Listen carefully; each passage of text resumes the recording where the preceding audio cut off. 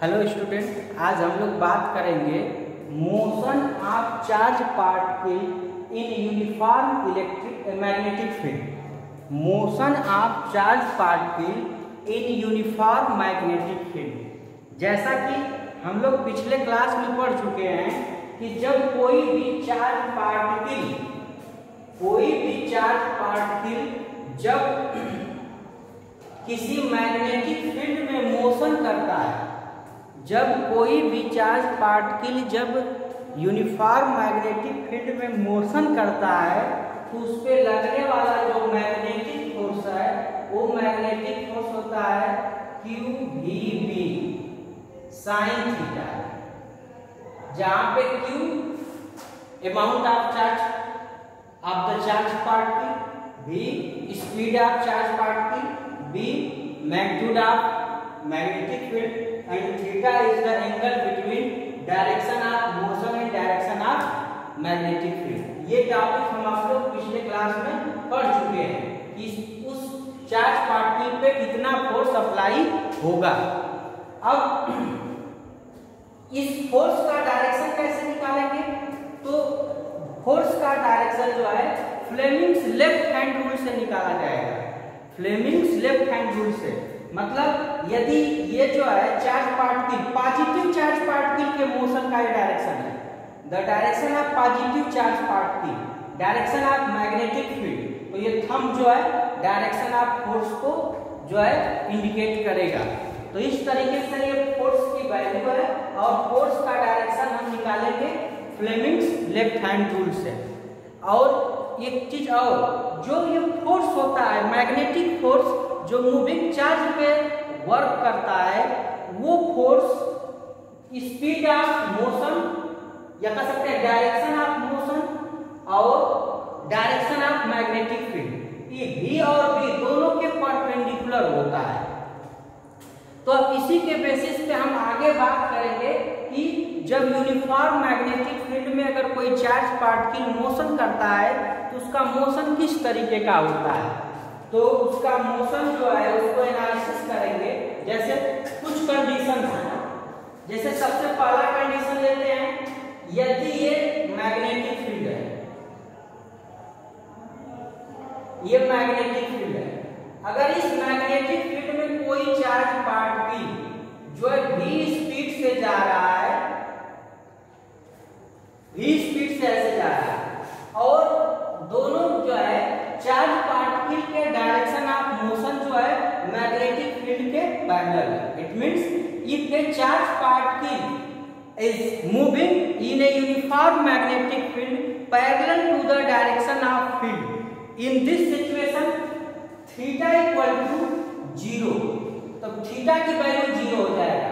तो फोर्स निकालेंगे तो F equal to QVB sin 0, तो यहां पे मिलेगा F इक्वल टू 0 न्यूटन। मतलब कि अगर कोई भी चार्ज पार्टिकल अगर मैग्नेटिक फील्ड के पैरेलल मोशन कर रहा है तो उस चार्ज पार्टिकल पे कोई फोर्स अप्लाई नहीं होगा। There is no force working on a charge particle moving parallel to magnetic field. Magnetic field के पैरेलल होगा तो कोई फोर्स अप्लाई नहीं होगा। सेकेंड कंडीशन, जब चार्ज पार्टिकल जो है मैग्नेटिक फील्ड के परपेंडिकुलर इंटर करता है, परपेंडिकुलर मोशन करता है, इस तरीके से ये चार्ज पार्टिकल है प्लस Q, ये V इस तरीके से जा रहा है और मैग्नेटिक फील्ड इधर है, ये मैग्नेटिक फील्ड का डायरेक्शन और चार्ज पार्टिकल जो है परपेंडिकुलर इंटर करता है।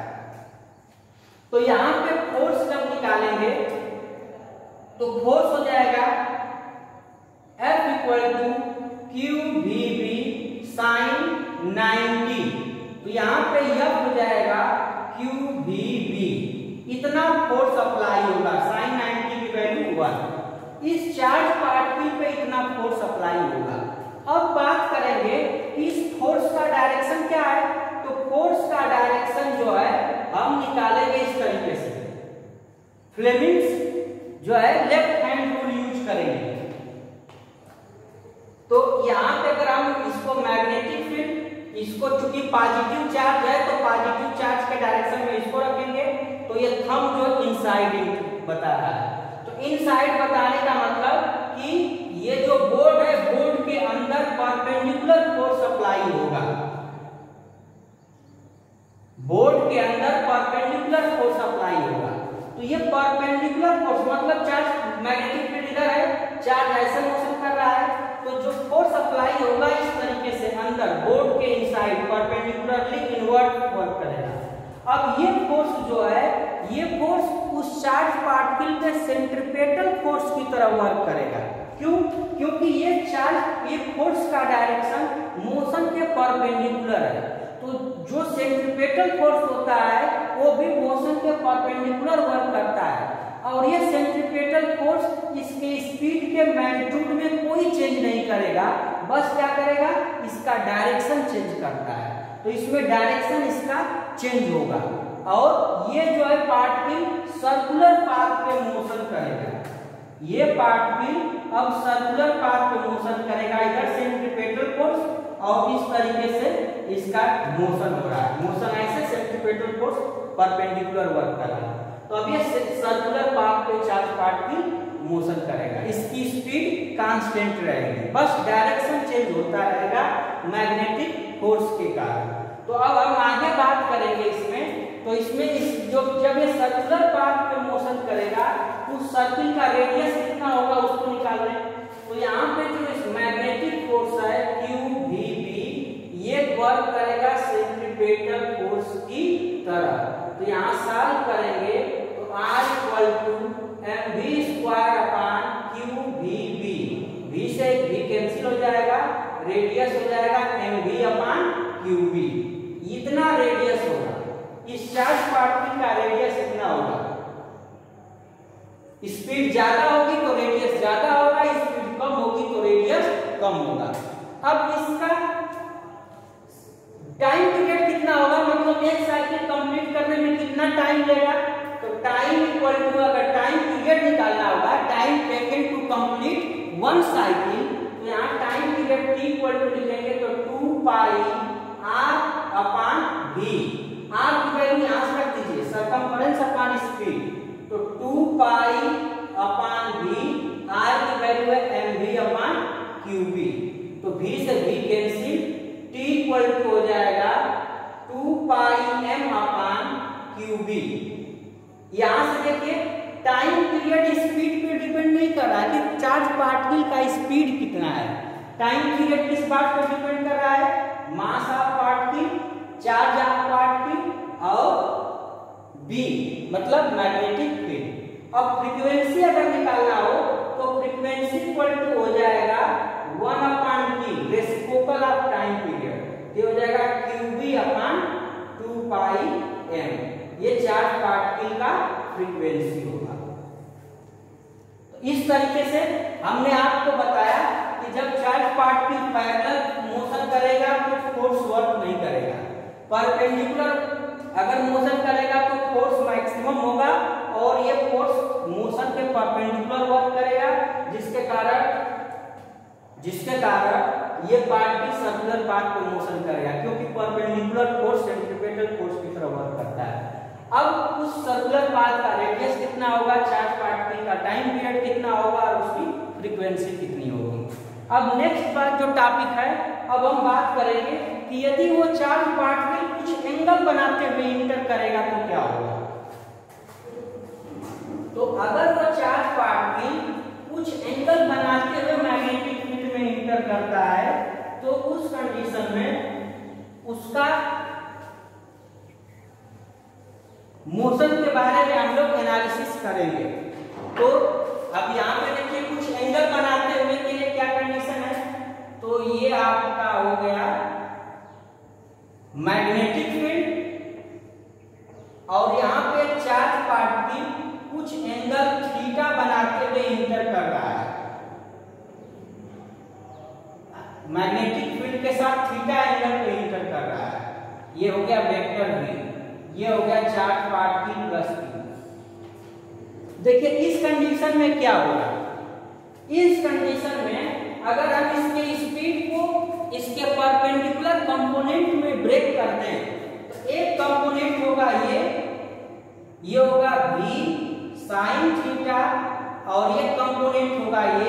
ये होगा v cos थीटा। ये दो कंपोनेंट जो है हो जाएंगे।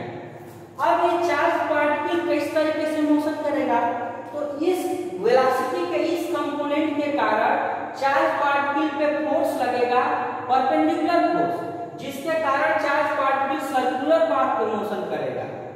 इसके कारण ये सर्कुलर पाथ पे मोशन करेगा और वेलोसिटी के इस कंपोनेंट के कारण वो हॉरिजॉन्टल डिस्टेंस कवर करेगा। तो फाइनली जो चार्ज पार्टिकल का जो मोशन होगा वो हेलिकल पाथ पे होगा, इस तरीके का मोशन करेगा। ये हेलिकल पाथ है, स्प्रिंग जैसा हेलिक्स के फॉर्म में मोशन करेगा। देखिए वेलोसिटी के दो कंपोनेंट है, परपेंडिकुलर कंपोनेंट, इस कंपोनेंट के कारण वो सर्कुलर पाथ पे मोशन करेगा और इस कंपोनेंट के कारण वो हॉरिजॉन्टल डायरेक्शन में इस तरीके से जाएगा, लीनियर डिस्टेंस कवर करेगा। इसलिए इसका जो नेट रिजल्टेंट पाथ होगा वो हेलिकल पाथ होगा, वो जो है हेलिकल पाथ होगा। तो यहाँ पे भी टाइम पीरियड निकाल सकते हैं और यहाँ पे एक चीज और निकलेगा, पिच ऑफ हेलिक्स। तो पिच ऑफ हेलिक्स क्या होता है, देखिए दो हेलिक्स में दो जो सर्कुलर शेप बन रहा है इनके बीच हॉरिजॉन्टल डिस्टेंस जो है ये कहलाता है पिच ऑफ हेलिक्स। ये हॉरिजॉन्टल डिस्टेंस मतलब जो चार्ज पार्टिकल है एक साइकिल कंप्लीट करने में जितना हॉरिजॉन्टल डिस्टेंस कवर कर लेगा उतना उसका कहलाएगा pitch of helix. The distance travelled by charge particle in A time in which particle covers completes one cycle. वो टाइम जितने में पार्टिकल वन साइकिल कंप्लीट करता है उतने में जितना हॉरिजॉन्टल डिस्टेंस ट्रेवल करेगा वो कहलाता है पिच ऑफ हेलिक्स। तो आइए अब इस पे हम लोग एनालिसिस करें कि इसका कितना टाइम पीरियड होगा, कितना रेडियस होगा और कितना इसकी फ्रीक्वेंसी होगा। तो सबसे पहले फोर्स को इस मोशन के कारण होगा, इस कंपोनेंट के कारण ये पैरेलल हो गया तो इस कंपोनेंट के कारण कोई फोर्स नहीं होगा। तो जब फोर्स मैग्नेटिक फोर्स निकालेंगे तो हो जाएगा QVB sin theta, QVB sin theta, ये आपका मैग्नेटिक फोर्स हो गया। अब यहाँ पे बात करेंगे कि ये मैग्नेटिक फोर्स मोशन के परपेंडिकुलर है, इसलिए ये सेंट्रीपेटल फोर्स की तरह वर्क करेगा। मतलब centripetal force mv²/r = QVB sin theta. यहाँ से r की वैल्यू निकाल सकते हैं। यहाँ पे भी देखिए v की वैल्यू जो v क्यों नहीं रखेंगे, क्योंकि यहाँ पे स्पीड की वैल्यू v sin थीटा है। तो यहाँ पे आप स्पीड जो रखेंगे इसको अगले स्टेप में कर दे रहे हैं, इसको कैपिटल V करके यहाँ पे अगले स्टेप में v sin theta (2/r) = QVB sin theta. अब सॉल्व करेंगे तो r हो जाएगा mv² sin² theta QVB sin theta.